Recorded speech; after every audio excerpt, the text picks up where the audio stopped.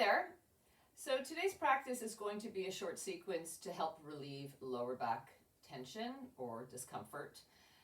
So many of us experience low back pain at one point or another, so I wanted to create a short practice that hopefully will help you when you have your version of a lower back discomfort. I have two props with me for today.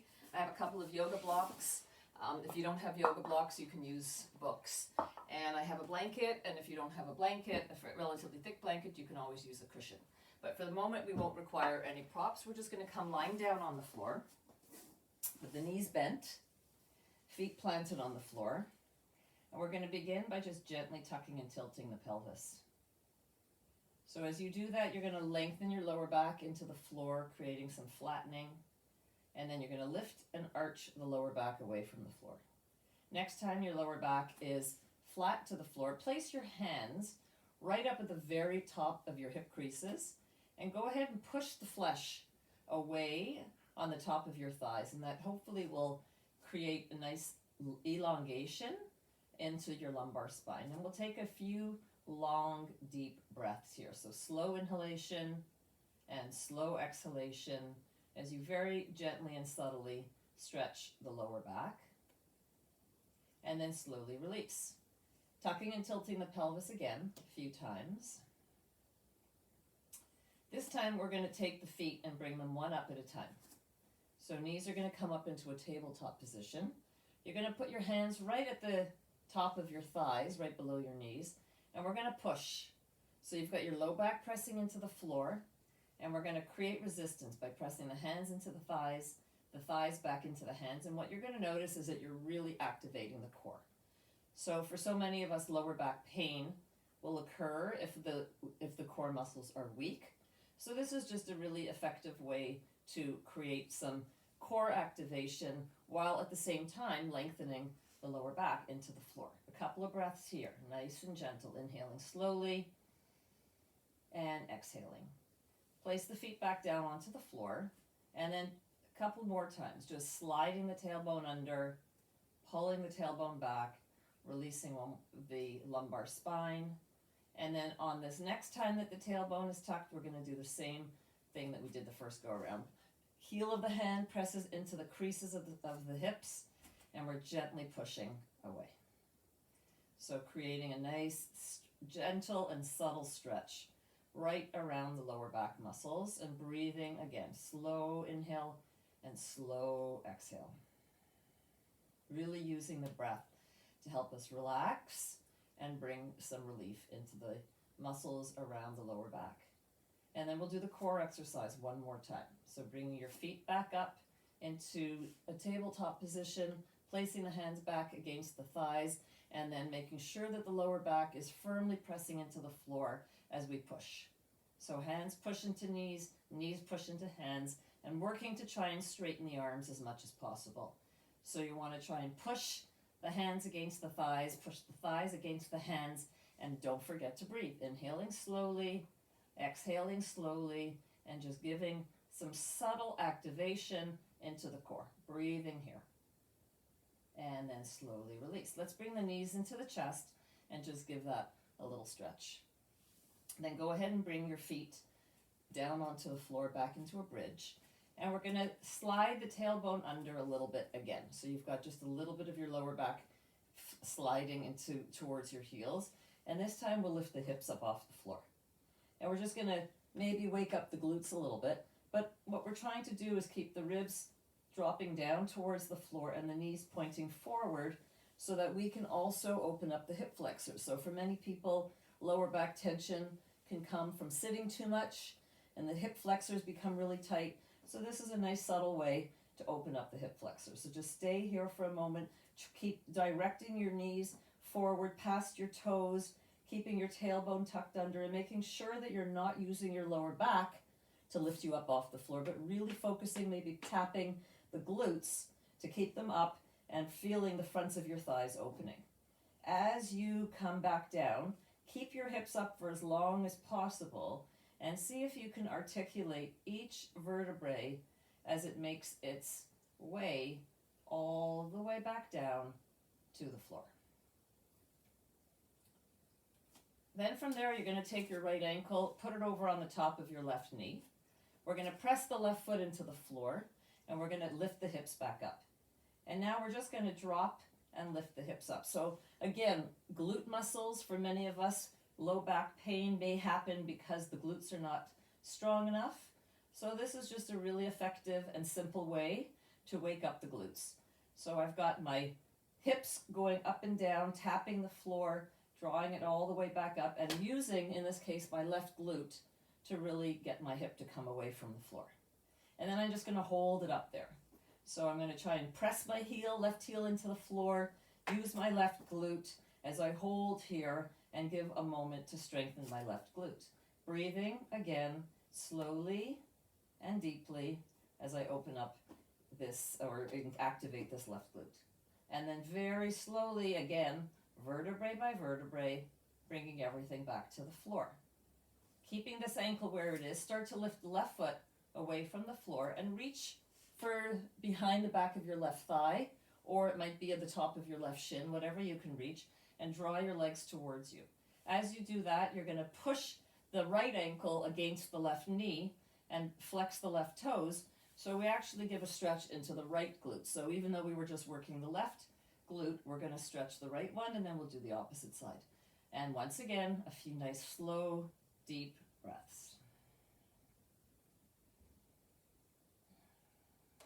And let's bring that foot down and take the other foot down and switch sides. So your left ankle is going to come over onto the top of your right knee.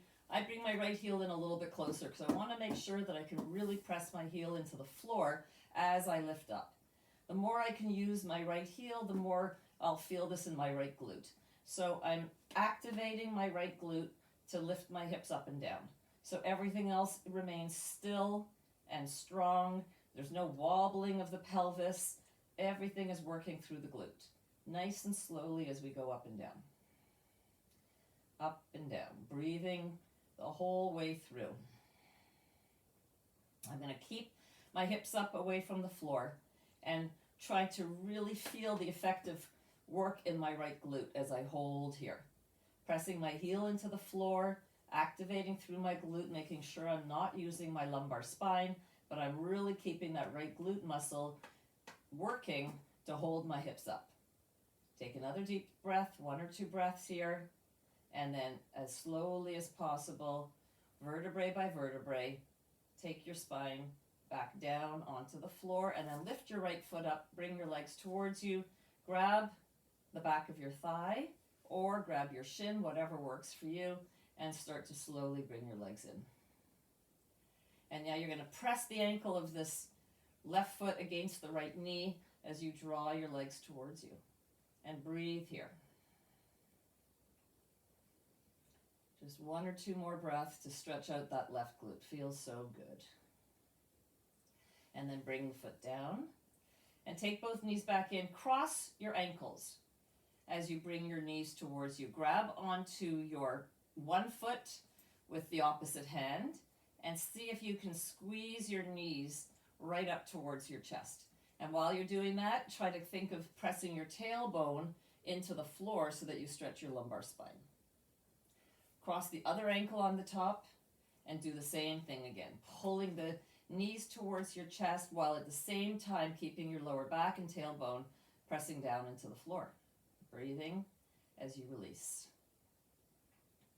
And then we're going to take the left leg and extend it straight down onto the floor while holding onto the right leg.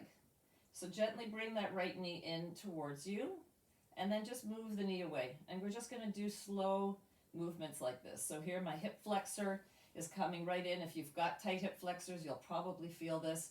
So the hip flexor is coming into the body while the lower back is being stretched. This is a really nice relief for the SI joint. If you get lower back SI joint pain, this is just a nice way to relieve it. And then I'm going to let my hands come away from my knee. So I'm going to have to use the strength from my hip to hold my knee in, and squeezing my heel towards my bum. I'm going to make a nice, easy circle with this right leg. So while I'm doing that, my left hand is going to rest on the top of my left thigh to keep my left thigh from coming with me. I want to try and isolate this whole hip joint so that I can make a nice smooth circle. I'm going to go both ways.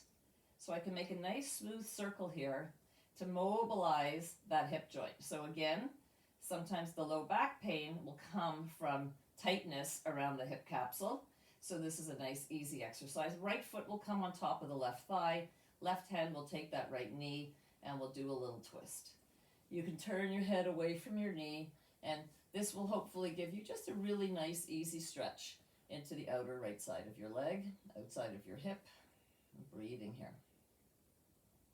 And then coming back into the center. This leg will extend down to the floor as this knee comes in. And we're going to pull that left knee towards you and then gently pull it away. And keep going a few times. This feels very nice. If you have tension in your lower back, this is a really gentle way to bring some relief. And the motion of going in and out is the nice way to mobilize the hip flexor and the SI joint.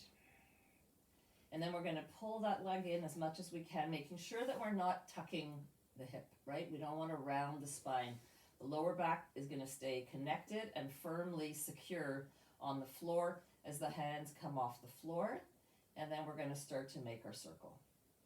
So this right leg is going to stay steady, so we might want to place your right hand on the thigh for a little extra emphasis, making sure that it's just going to be that left hip moving around and then switching the direction. So trying to get a nice full circumference right up at the top of the hip to open that space up. And then left foot will rest on the top of the right thigh as we rotate into a little twist, turning the head if that feels good. Breathing here. Coming back into the center, pull one knee in, pull the other knee in, and then take your feet and bring them up towards the ceiling. If you have the space in your hips and the length in your arms, you'll grab onto the outsides of your feet. If you are a little short in the arms or a little short in the hips, you can grab onto your ankles. You may even need to just hold on a little higher up.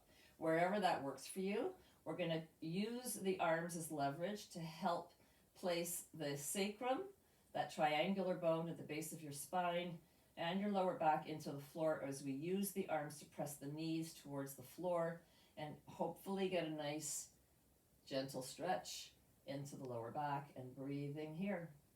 The wider the legs come apart, the more we can also stretch into the groins, which again, like all the areas around the hips, there are so many parts of the hips that might contribute to your lower back tension. So just trying to get into all the nooks and crannies to make sure that we cover all our bases. So let the hands come off the ankles. We're going to roll ourselves up and just turn yourself around to come into a child pose position. So setting the knees quite wide, the toes can come together, they can be a little apart, whatever you like, and gently shift your hips back and forward. So just moving back a little bit and forward. So it's just a little rocking at the pelvis. This is really a nice way to relieve any tension in the lower back, and then we'll just pause for a moment here. So my arms are straight, palms pressing into the floor, elbows lifted away from the floor as I shift my weight back to create some relief in my lower back. And take a moment here as you breathe. If the knees feel like they're too wide, you can bring them a little closer together. So you might just need to measure in your own body, where is it that you feel your best position to create a nice stretch for your lower back. Take a moment to breathe. And then we'll slowly bring the hands in, put the feet onto the floor, hanging forward for 1 second, and then vertebrae by vertebrae, coming all the way up to a standing position.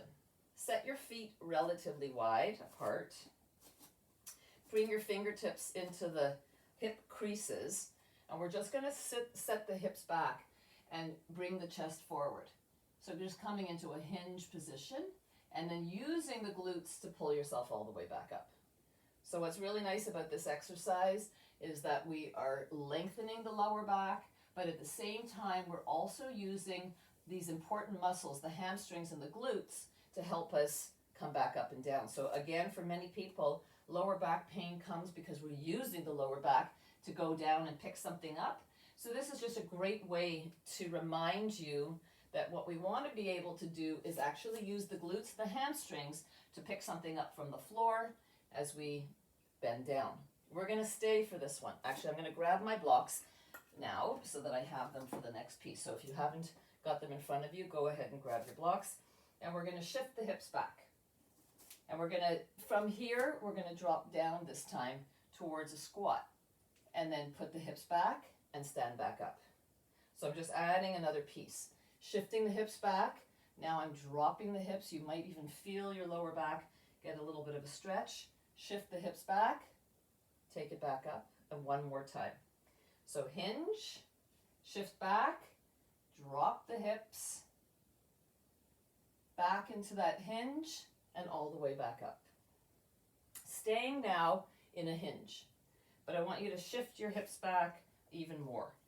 So if you have a look at my knees, I'm not in a squat. I've got my knees slightly bent. My hips are all the way back, and knees are aligned with my ankles, and I can already feel how I have to work to use my lower back to stay in this position. And then the arms are going to reach forward. And then you want to keep reaching the arms forward, fingertips pointing forward, while your hips are pulling back. So if you breathe here and hold this for a moment, you might even lift your toes off the floor. You want to feel like someone is pulling your hips all the way back, and at the same time pulling your fingers all the way forward. So there's some pressure that begins to build into the lower back, which is actually creating strength in the lower back, which for most of us is a very weak area. So we're pulling the hips back, reaching the arms up. Squeeze your inner thighs together now. See if you can feel your inner thighs coming towards each other as your hips are going back. And just stay for another moment as you breathe, inhaling and exhaling, letting there be that load into that lower back, and then release. Your hands will come to whatever you might have in front of you. It could be a chair, could be blocks, and we're going to just gently push back. So let your head drop down between your arms. Your knees are nice and bent. Your hips are drawn back, and we're taking a moment to stretch out through the hips. Stretch out through the lower back. We're going to lift the right toes and ball of the foot off the floor. Press the heel into the floor, and this is going to stretch all the way into the back of the hamstring. For many of us, it's hamstring tightness that may be causing our lower back tension. And then we'll do the other side. You may not see my left foot, but I've got the ball of my foot off the floor. I'm shifting my weight back. My heel is pressing into the floor, and I'm stretching into the back of my calf, all the way up my hamstring. Slow and gentle breath. Both feet back down to the floor, dropping forward, and then very slowly, bone by bone, through flexion, I'm stacking my bones as I rise all the way up into a standing position. Moving into the last exercise, I'm going to take my blanket and I'm going to use it for my heels. So we're moving into a squat. So you can always use a pillow or whatever you have to lift your heels up. And I'm going to set my heels as wide as possible to make sure that I can get down into my squat. So I'm shifting down and I'm going to take my heels, press them into my lifted surface, and drop my hips all the way down towards the floor. So I want to try and come down as low here as possible so that the work is happening in my lower back. So the more I can drop my hips, the more length I feel through my lumbar spine. Hands can come together in a prayer position. Elbows are tucked on the inside of the knees. And I'm going to use my elbows to press my knees away. And this really adds an element of stretch, widening into my sacral area, which in my body feels really good. And then just doing that a few times. Use your elbows, press away, keep breathing. This can get very intense. So inhaling and then exhaling as you send your knees apart. Take a moment here. And then if you're still working with me, you're going to take one hand behind the back of your head, the other hand behind the back of your head. Pull your elbows towards each other and slowly let your chin come on down in towards your chest. Keep letting your sit bones and your tailbone drop towards the floor as you move your spine, particularly the lower spine, into a rounded flexed position, tucking the chin into the chest, the whole back goes into a rounded position. And then slowly come back up. Press the elbows back against the hands, against the knees. Hands come back into prayer. Take one more moment. Maybe you could even shift a little bit from one side to the other. So you're just gently moving a little bit more through your hips. And then placing the hands to the floor, helping your heels press into the floor. And then vertebrae by vertebrae, rising all the way back up.